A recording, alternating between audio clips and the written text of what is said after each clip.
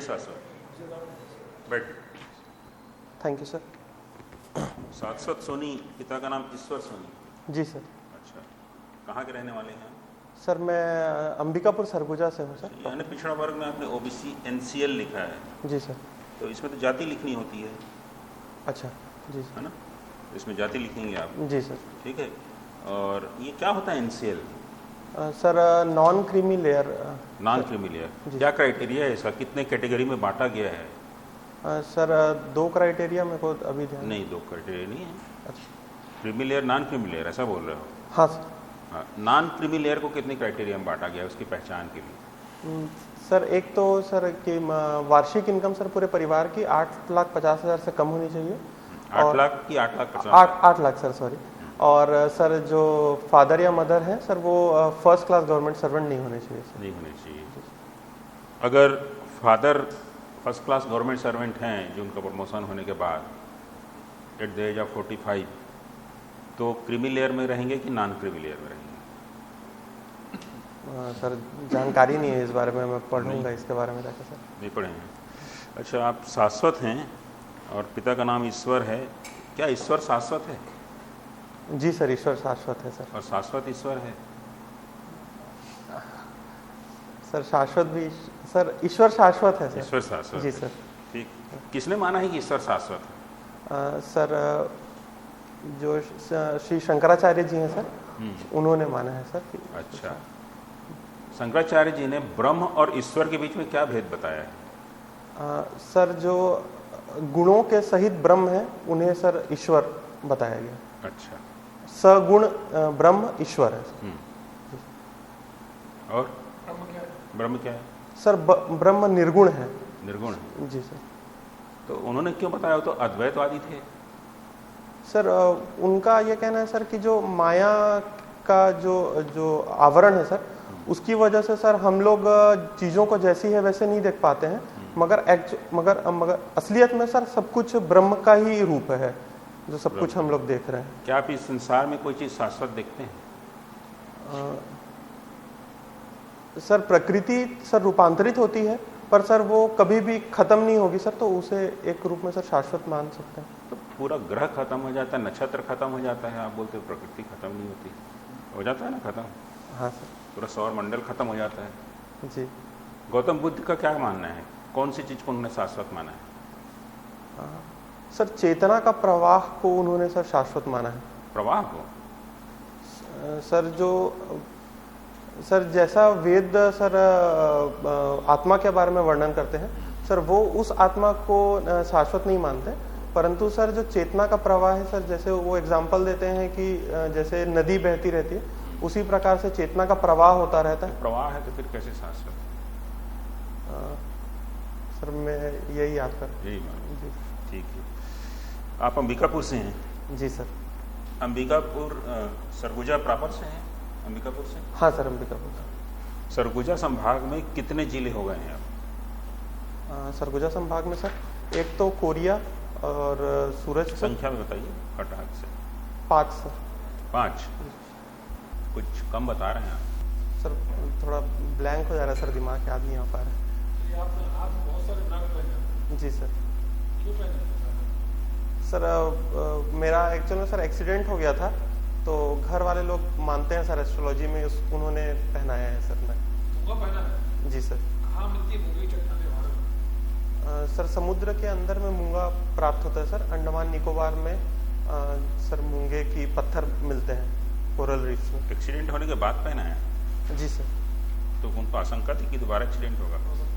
Sir वो ज्योतिष ने देख के बोला कि इसको पहनाना चाहिए, इसका मंगल कमजोर है ऐसा करके उन्होंने कहा। तो पुखराज भी पहना है आपने, उसका तो संबंध नहीं है। हाँ सर। विवाह नहीं होता पहन लेते हैं। सर विवाह ऐसे हुआ तो नहीं है सर, मगर ये बृहस्पति के लिए सर जितना मेरे को जानकारी है इसके चीज का। प्रशासन सेवा में आने के लिए पहने हो आप इसको? सफलता पाने के लिए पहना है, जो मिल जाए रास्ता उस सफलता का। सर एग्जैक्ट मेरे को रीजन नहीं पता है सर इसको पहनाने का। जी सर। भारत की आज़ादी को 75 वर्ष हो गए हैं। जी सर।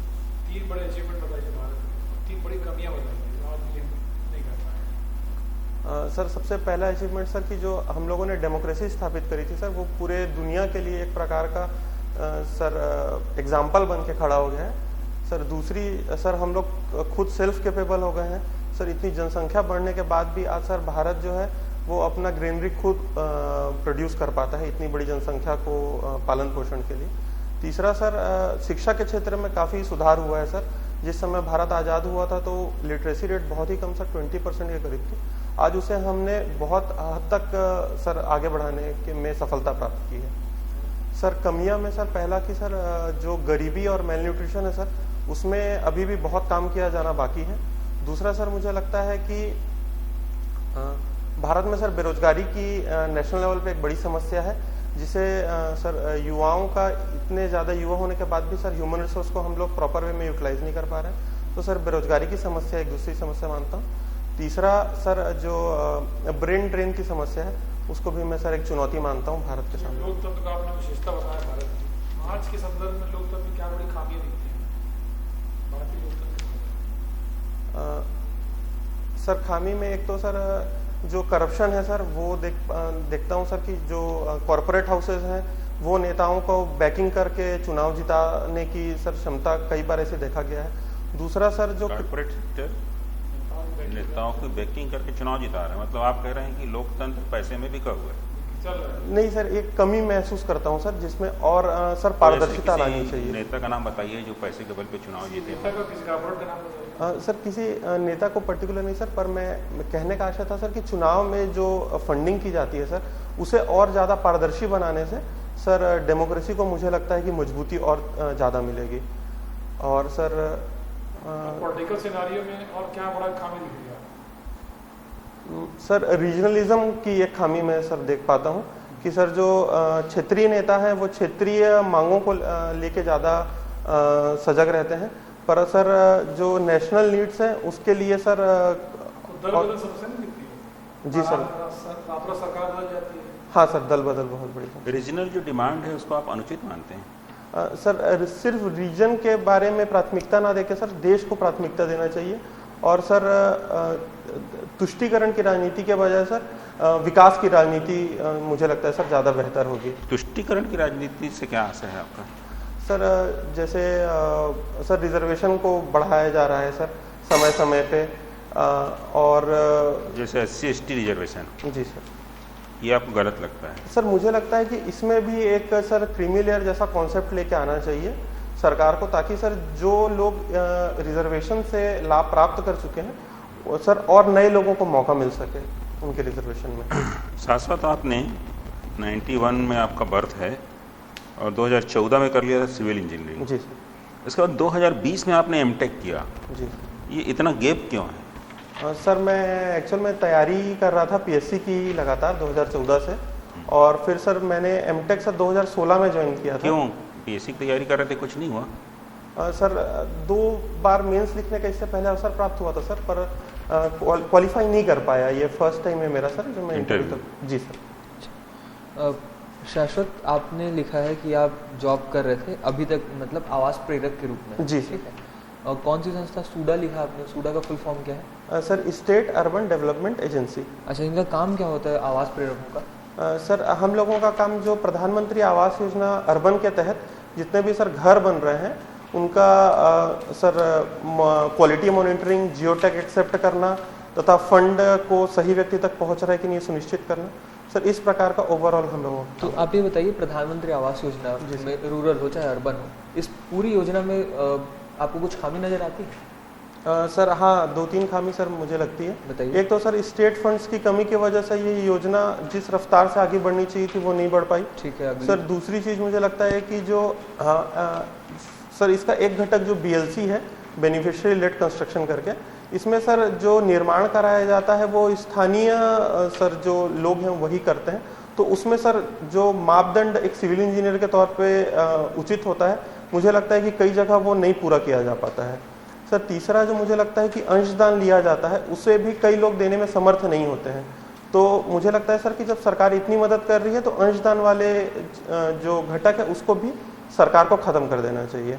तो अभी आपने बोला कि स्टेट के फंड्स नहीं आ रहे हैं, फिर आप बोलते हैं अंशदान भी ख़त्म कर दो, गवर्नमेंट के ऊपर लोड और बढ़ जाएगा, तो आपको नहीं लगता कि समस्या तो और बढ़ जाएगी फिर उससे?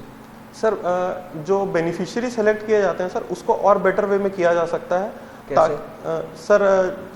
सर इससे मतलब लिस्ट तैयार होने से पहले सर एक सर्वे कंडक्ट किया जाता है सर। तो उस सर्वे को बेहतर तरीके से करके अपन ये पता कर सकते हैं सर कि कौन ज़्यादा लाभ मतलब इस योजना के लिए उचित लाभार्थी होगा सर। आवास की जरूरत तो प्रत्येक व्यक्ति को किसी को दे। सर मगर सर जिसकी मतलब इनकम बहुत ज़्यादा कम है सर, उन लोग सर कभी भी खुद से आवास नहीं बनवा पाएंगे सर अपना, तो उनको सर मदद की ज़्यादा ज़रूरत और है। जिनकी थोड़ी ज़्यादा है उनको वैसे ही रहने दें। सर अब चूंकि सर सरकार के पास फंड की कमी है सर, तो प्रायोरिटी डिसाइड करके सर स्टेज वाइज इसको इम्प्लीमेंट कर सकते हैं। अच्छा, जब आवास बनवाने की बात आती है तो हम लोग देखते हैं जब आवास के लिए फॉर्म भरा जाता है नगर निगम में, तो उस समय कुछ उनसे डॉक्यूमेंट्स मांगे जाते हैं। जी सर। जैसे उनका स्थानीय निवास प्रमाण पत्र होना चाहिए, उनके पास में आय प्रमाण पत्र होना जी चाहिए। सर। बहुत सारे ऐसे लोग हैं जो लोग किराए में रहते हैं। जी सर। अब जो किराए में रहता है उसका निवास प्रमाण पत्र बनता नहीं है। जी सर। फिर उसको वास्तव में ज़रूरत है, फिर क्या करेंगे आप? सर आवेदन ऐसे आते हैं सर हमारे पास भी, तो सर निरीक्षण करके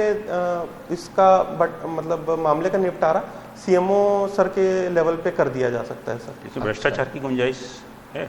नहीं है। सर भ्रष्टाचार की गुंजाइश है सर, अगर मतलब अगर ऑफिसर लेवल पे वो चीज़ किया जाए तो, मगर मैंने सर मतलब सामने से ऐसा नहीं होते देखा है। अच्छा, सामने से आपने होते नहीं देखा? नहीं। क्योंकि भ्रष्टाचार तो पीछे से होता है। नीचे से होता टेबल पे। आपको 1 साल हो गए सर्विस में आए हुए, आप नौकरी कर रहे हैं, आपने एक बार भी भ्रष्टाचार का कोई उदाहरण नहीं देखा सामने से? सर वो भी नगर निगम में? सर कंप्लेंट आती हैं सर कि जो जियोटेक करने जा रहे हैं वो लोग सर छोटी मोटी 500,000 रुपए की रकम की डिमांड करते हैं, मगर सर जैसे कंप्लेंट आती है तो उसका सर छोटी मोटी रकम पे फर्क नहीं पड़ता है। नहीं सर, तुरंत उस चीज पे एक्शन किया जाता है। अच्छा ठीक है, चलिए भ्रष्टाचार की बात की है तो ये बता दीजिए, आप तो 1 साल से नौकरी में है, लगभग जून से ना लास्ट ईयर, 1 साल से ऊपर हो गया। आपने पुरुषों को भी देखा होगा, महिलाओं को भी देखा होगा, आपके हिसाब से कौन ज्यादा भ्रष्ट है, महिलाएं या पुरुष? सर ऐसा जनरलाइज्ड आंसर मैं नहीं दे पाऊंगा सर, वो नहीं, पुरुष भी हो सकते मैं हैं। आपसे प्रैक्टिकल पूछ रहा हूँ क्योंकि आप 1 साल से मतलब सर्विस में, इसलिए मैं पूछ रहा हूँ आपसे। नहीं सर, इसका तो ऐसा मैं ऑब्जर्व नहीं कर पाया हूँ सर कि महिला ज़्यादा।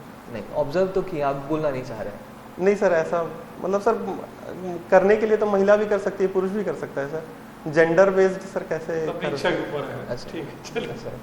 अच्छा ये बताइए शाश्वत, आपका डेट ऑफ बर्थ जो है 1991 का है? जी सर।